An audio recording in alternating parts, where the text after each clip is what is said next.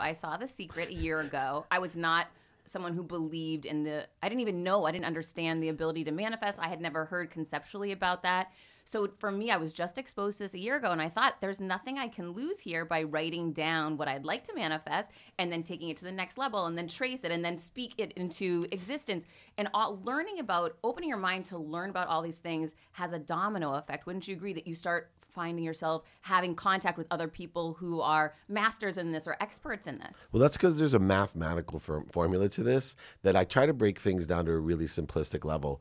So what we pay attention to, and then we give it intention, creates the coincidences in our lives. And coinciding is a mathematical term to me. It's not an accident. It's two things that are perfectly coming together at a perfect time, the right way at a perfect time. So I'm very cognizant of what I pay attention to and the intention I give it so that I get the coincidences that I want in my life. And it really works as a mathematical equation. And I make it a consistent, persistent practice to pay attention to the right things. Now, here's where it takes another level for me is I thought about faith, like I'm going to put faith in this. And that got really confusing because I aggregated what I think, say, do, and believe. And I even started looking at the unconscious competencies, my genetics of personality traits, characteristics, obsessions, and addictions, and how all these things were my faith. No religious context at all.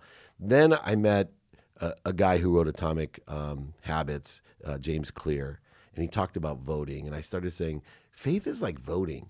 I'm just going to vote for what I want. And the biggest mistakes in my life, I'm always voting for what other people want for me. And then I'm pissed off when I get it. And I'm resentful when I get it. And I'm just very hard now. I know what I'm voting for, and I know it's going to be elected into my life. And so I keep voting for what I want. And if my mind tells me something that I don't want, I don't vote for it. And I see so many people voting for what they don't want and then really upset or resentful or offended when they get it, or even surprised.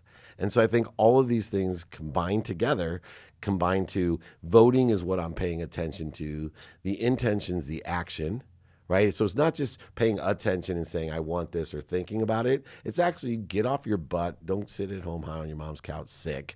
Do something about it. Be efficient, effective, productive, and accessible. We were talking earlier. I heard you, Dave doesn't like busy. No, I hate busy. Busy means unaccessible.